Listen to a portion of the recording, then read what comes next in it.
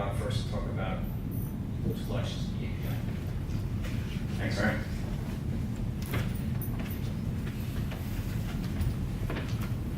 Great, hello, welcome everybody. Thanks for coming out tonight. So I guess start with some introductions. My name is Don Raab. I am a managing director and instructional coach at BNY Mellon, which was formerly Bank of New York, if you don't recognize the name, BNY Mellon. So I am the creator of Eclipse Collections. Just a show of hands, how many people have heard of Eclipse Collections before? Wow, good number. How many people use Eclipse Collections? Okay, well, good enough. Thank you, Vlad, for continuing the use of Eclipse Collections. So Eclipse Collections, created a long time ago now. It was like, I think it started like in 2004, and I'm going to talk, a bit about what Eclipse Collections is today, what our design goals were for the framework. There's a term I like to use called symmetric sympathy. If you've ever heard of mechanical sympathy, symmetric sympathy, a little bit different, but it's about really API design. And it's something that's near and dear to my heart, especially working on a framework like Eclipse Collections, where there's a large number of interfaces, and we try and reduce the complexity of dealing with that large number of things by having good symmetry so you can meet expectations. I'm going to talk about different strategies for evolving a collections API. If you ever feel like contributing to a framework like Eclipse Collections, I can tell you how you can get started at an easy pace and then work up to harder and harder things along the way. And it's kind of what I use as a gauge for when I'm going to sign myself up for some piece of work. How hard is it going to be on me? Is it going to take me like hours, days, weeks, months? I'm going to talk about memory efficiency, some performance optimization strategies. We have just released, I think within the last week or so, we released Eclipse Collections 9.2, which is our latest release. 9.2 is going to be included finally in the Eclipse IDE. So how many people work on Eclipse plugins in the IDE? Well, if you did, you now have Eclipse Collections available to you to build your plugins or to work on the IDE itself. I'm going to talk about how we got to where we are now with Eclipse Collections. It's a hopefully interesting story, and we're going to talk about the past and the future, where things are headed. So for those that don't know what Eclipse Collections is, it's an open source Java collections framework. It's got a functional, fluent, friendly, and fun API. It's a somewhat mature library now. It's again started development in 2004, and we gave it the name Caramel in 2005 when it became a framework kind of on its own. It wasn't just a scattering of classes. In 2012, it was open sourced as GIDS Collections from Goldman Sachs, and in 2015, we moved it to the Eclipse Foundation. The primary goal of moving it to the Eclipse Foundation was to allow external contributors to the framework. When it was GIDS Collections, only Goldman Sachs employees could contribute to it. So now as a BNY Mellon employee, I can contribute to Eclipse Collections, and I'm actually one of the 3 current project leads for the project. This is some project information, and these slides are actually out on the web. I can provide the link for it later. So if you've got hyperlinks here if you want to check things out.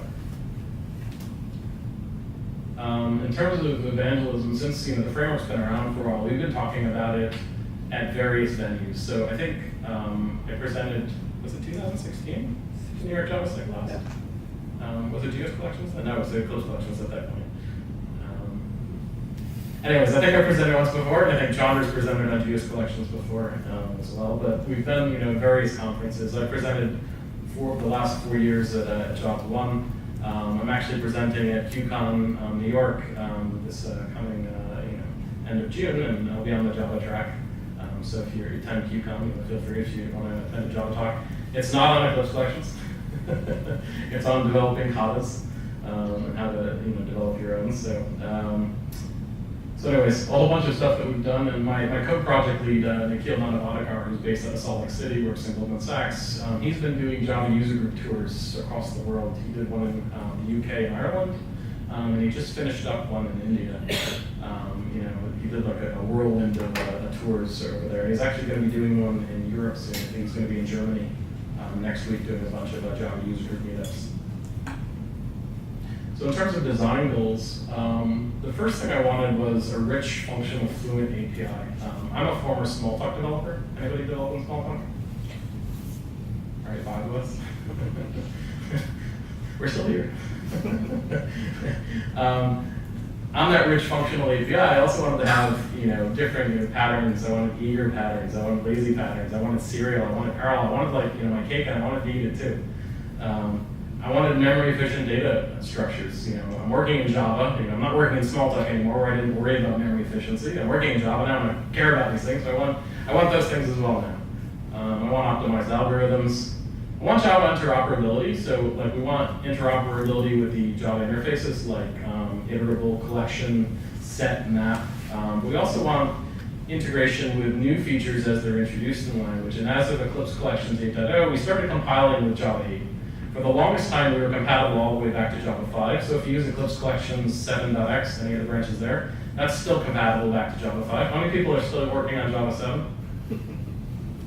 Java 6? Java 2? Just checking. Anyway, so we wanted to be able to start using new features like plugging directly with streams. We've got streams for free because they plug them in via the new feature default methods. But we wanted to actually have better integration. We're going to talk a little bit about where we're getting some of that now. I wanted immutable collections, and that had some interesting challenges for us, which I'm going to talk a little bit about later, how we introduce immutable collections into a framework we have immutable collections. We also wanted to have some missing types. I wanted intervals, stacks. You can say Java had stack, and I would say that's been my interview question for the last 20 years about how not to design a stack. We also wanted bags, multi-maps, and bi-maps, so we have all these things. And finally, and this gets along the lines of the optimization and memory efficiency, I wanted a full complement of primitive collections. So we have that as well. And that's across most of our types. We don't have it for all of our types yet. We don't have it, for instance, for multi-maps or bi-maps, but that's out there if somebody wants to do. It's just work that has to be done if you need that solved. So this is kind of like a high-level picture of Eclipse Collections today. Like I said, it's open for contributions at the Eclipse Foundation. And what you can see is, I'm going to talk about how symmetry drives the design of things now in the framework. On the left, you'll see our complement of data structures. And on the right, you'll see the complement of concerns that we have across those data structures. So for all of these data structures, I want eager and lazy behaviors. I want serial and parallel execution. I want readable, mutable, and immutable interfaces, and I want object and primitive containers. So intersect all that, and you'll wind up with a large pile of functionality. Oh, and we want interoperability with Java 8, Java 9. It's interesting because it's probably going to be quite a while before we start compiling with anything other than Java 8. We'll want to keep backwards compatibility for that, for a long time, because I think it's going to take a while for people to actually upgrade to later versions. Who's using Java 9 and Java 10 today? Wow, one person. Who's waiting for Java 11? Right, because you get long-term support, right? It's a good thing? Okay, good. All right, so symmetric sympathy. I actually have a bunch of blogs out there where I talk about symmetric sympathy. The first one, was actually my first blog on Medium called Symmetric Sympathy. I kind of explained why, symmetry is important to us. So those are out here, via links if you want to go check them out. This is kind of like a picture. You can't really read it, so I'll read it for you. So imagine you had a protocol called select, and then you have mutable, immutable, iterable, and then lazy interfaces. And you want all of select to be available for both object and all of these primitive containers. So what you've got on each of the leaf nodes is basically object and all the primitive containers. So select has to be symmetric across all of these types in the system. And then you got exactly the same thing for the reject protocol. And then you've got this across all of the data types in the middle as well. And the reason you want this, once again, is so that when you write some code, you expect select to be available to you. Now select, if you're not familiar, and reject as well, they're both filter. It's just one is filter on the positive and the other is filter on the negative. So select is positive, reject is negative. Once again, if I have a primitive container, I want select. If I have an object container, I want select. I want it everywhere. Immutable, mutable, lazy, should be available to me everywhere. And if it's not, we're not meeting an expectation that you have, and you're going to be disappointed, and you should come yell at me, and I'll come back and say, you should contribute something to the Eclipse Collections because it's open source. Be a nice dialogue.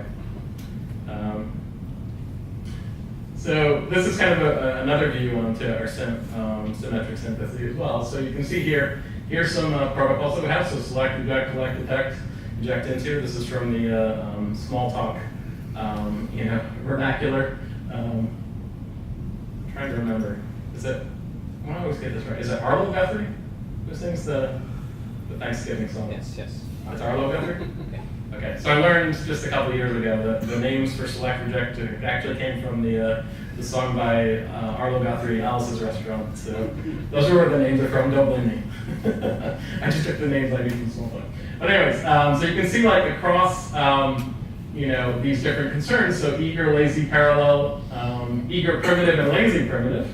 Because we want, once again, these concerns across primitives as well. You can see like what the return types are. So eagerly, I'll get back a covariant return type. So if I'm on a mutable list, when I do select, I'll get back a mutable list. If I'm on a mutable set, I do select, I'll get back a mutable set. If I'm on a lazy iterable of some sort, when I do select, I'm going to get back a lazy iterable. So this kind of shows like the matrix of the concerns across the APIs that we're providing symmetry. And you can see where we don't have symmetry. So when I presented this slide last, there were more NAs with crosses through them. We've actually gotten to the point now where we're only missing inject into in parallel. And unless somebody needs that, I'm not going to add it. This is some other, I would say, larger iteration patterns, and you can see where the symmetry, and we have less symmetry here. So we don't have group by yet for our primitive collections, partly because group by in a primitive collection, what I'd like to have is a primitive multi-map, because on the object side, when I do group by, I come back with a multi-map. And I don't have primitive multi-maps yet. So I don't want to introduce group by until I get to the point that I have primitive multi-maps. So I should have like an int list multi-map if I did a group by on an int list. We don't have a partition, but we just recently got chunk on primitive collections. We don't have these in parallel today, but they're out there. The potential for them to be worked on. Once again, I look at this as a to-do list, right? This is stuff that we don't have today. It's stuff that we could potentially have, but I only tend to add stuff when I need it. Now these are, remember I had talked before about I would show you a bunch of API evolution strategies. So these are the strategies I use. So the easiest thing to add to a collections framework is static utility, right? And a good example of this is what was done with, who knows Java Streams? A bunch of people. So you saw what they did with Java Streams, right? You've got a certain amount of protocols available on the Streams API. And then you've got a whole bunch of protocols that are available via collectors, right? So you do collect, and collect is the, I call it the continuum transfunctioner. It's, mystery is only exceeded by its power, and its power is only exceeded by its mystery. For anybody who's seen, where's my car? But the point is like collect has no return type, right? Its return type is actually determined by collect. And you can basically add collectors now till till the end of time, right? You can pretty much have it do anything. So it is an all-purpose function, and it's easier to add collectors than it is to add APIs to the stream protocol, right? So the same thing in Eclipse Collections, like if I want to add new APIs, I would start with static utility. And we have a bunch of static utilities. I can either add collectors if I want as well, or I can add on our own static utilities. We have utilities like iterate and list iterate, where it's going to only require me implementing a single method and then testing that method. It's very cheap, so it's low cost, low complexity. The next thing, which was interesting when we started compiling with Java 8, we were able to start leveraging default methods. And this is like one of my favorite features in Java 8. If you look at Eclipse Collections now since 8.0, we've added a ton of protocols to our interfaces via default methods.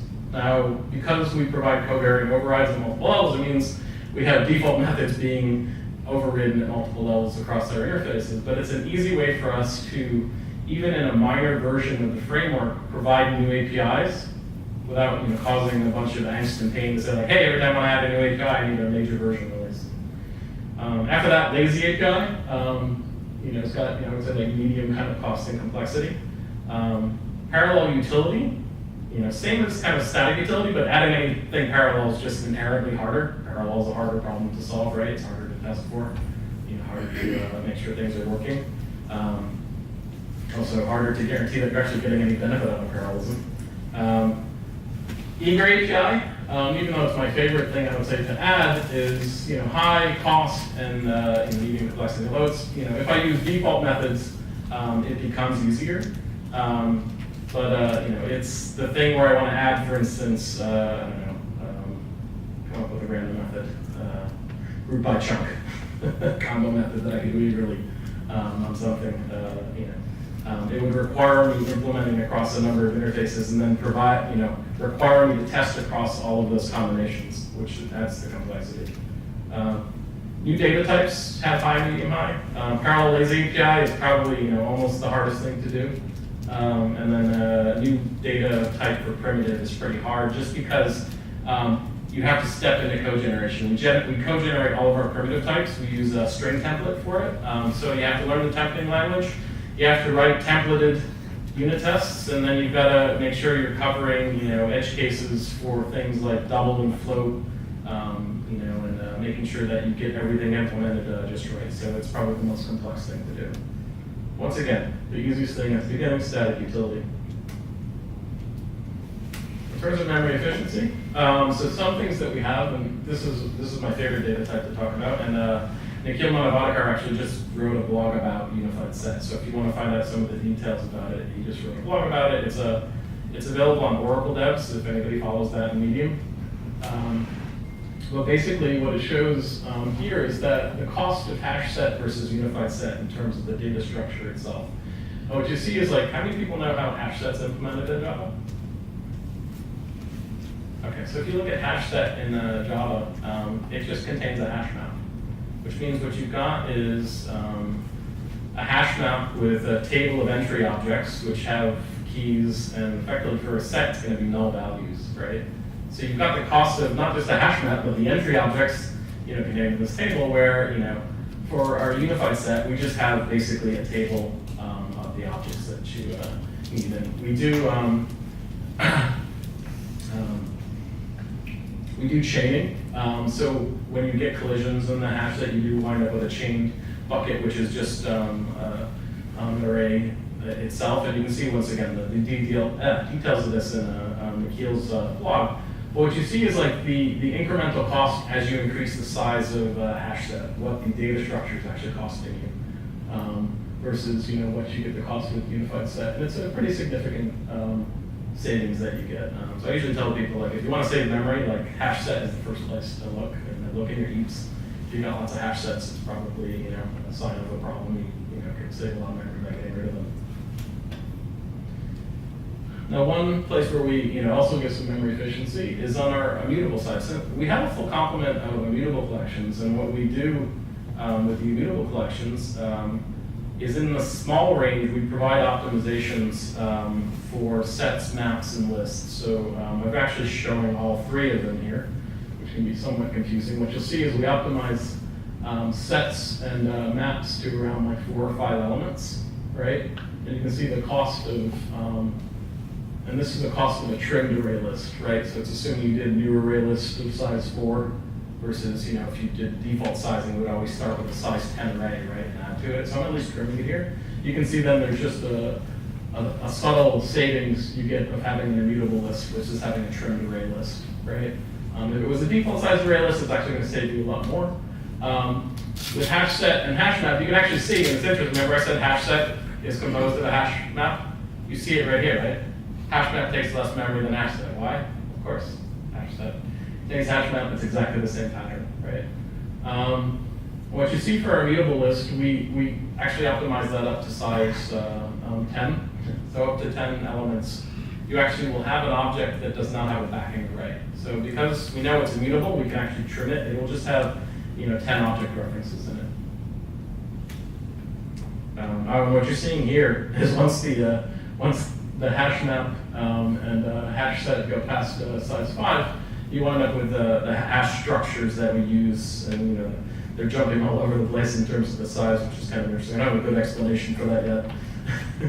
I'm sure someone's going to ask me that later. Memory efficiency, another place where we get a huge memory efficiency is in primitive collections, right? So with our int array list, if you have an array list of integer, don't have an array list of integer. It's a horrible, horrible thing to have. use an interarray list. And it's like I usually ask people, what should the cost of a million ints be? 4 million. Yeah, it's 4 bytes per int, right? So interarray list is pretty close to 4 million, right? Whereas integer array list is over 20 million. Don't use integer array list, especially if you have big collections, right? So you get a significant savings if you're using primitive collections, especially in the larger ranges, but even the smaller ranges. You're going to be saving on boxing, and the performance of the collections is actually going to be better as well in terms of iterating. It's much faster to iterate over an int array than it is an object array where you may be jumping all over the place, in terms of the references you have to go to.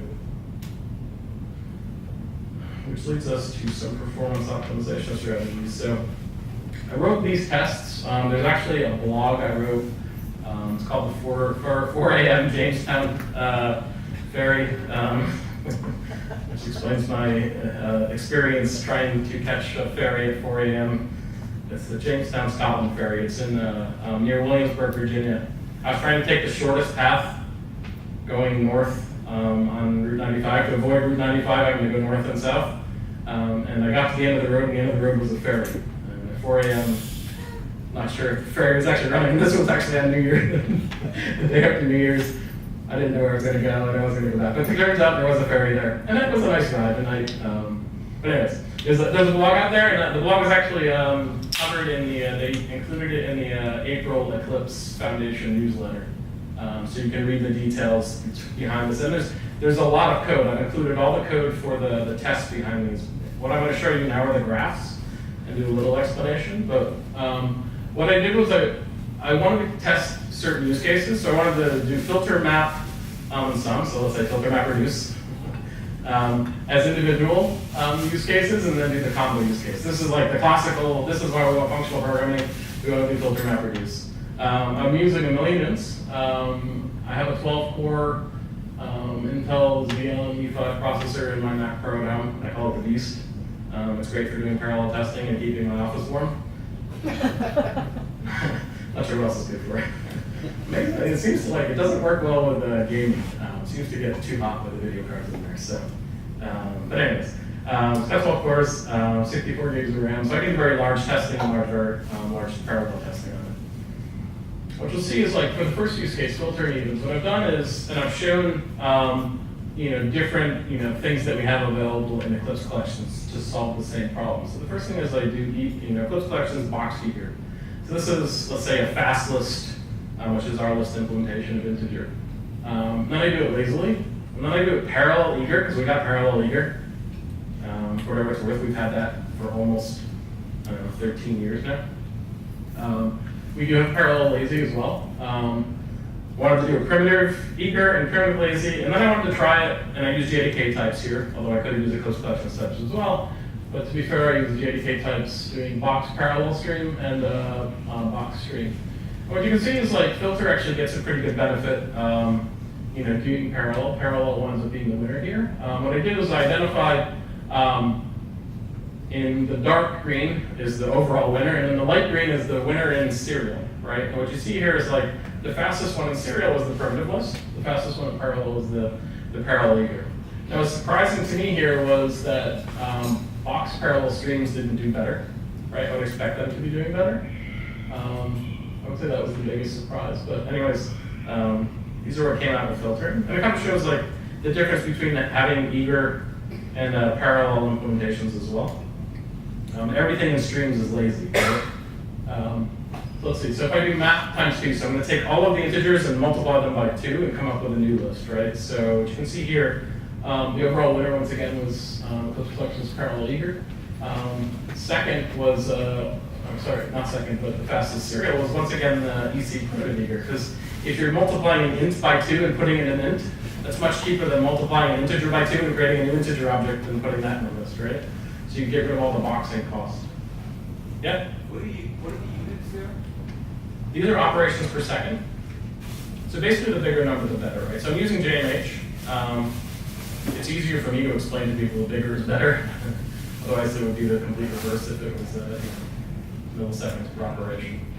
But yeah, it's operations per second, which is one of the choices with JMH.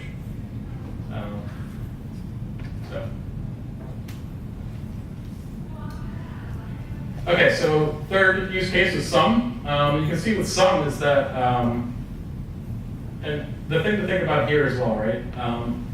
The primitive eager actually did extremely well here, and is only 2 times, not quite 2 times slower than 50% slower, or the math is, than the parallel. So you're not actually getting a lot of benefit on the parallel. Because the thing to think about here is I'm using 12 cores here, and I'm getting a 4 times speed up in the worst case, let's say.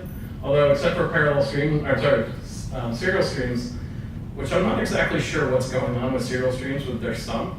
They're doing something horrible. When I gathered just to test that, I don't have a good explanation for it yet. In the serial streams, there's a big difference between Java 8 and Java 9. So I guess they recognized they had a problem with sum and they fixed it. But it's a pretty horrible. What I would say here is don't ever use sum in serial for a list of integers. But anyways, I would also say don't use parallel. If you've got a list of ints, right, just use a primitive collection. It's your best option there. And the parallel streams really didn't benefit at all, right? Not much more than that. Once again, this is 12 cores, right? If you want to keep your cores warm and keep my office heated, that's one option. Now, take the combo use case, right? So now we have filter, we're doing the map, times 2, and then we do the sum. What you see here is this is a clear case where parallel lazy helps you, right? So it's I have more work, I have a lot of data, I have a lot of CPUs. These are the combination of things that you want for parallelism to actually give you benefit. And this is actually, credit to streams actually did well here, right? All of the, it's funny because I provided an additional test here. I actually wrote an optimized parallel lazy implementation that you can use with the Eclipse Collections. Still didn't do, I would say there's probably a margin of error between that and the parallel streams, but all the parallel cases did really well here, right? And I would say what I recommend in the blog, and I would recommend for everybody here, is in the simplest case where you're doing a single operation, I would favor doing eager patterns over lazy. Just because you have less cost, right? You're able to optimize the target output and things like this, right? Are also able to optimize by type.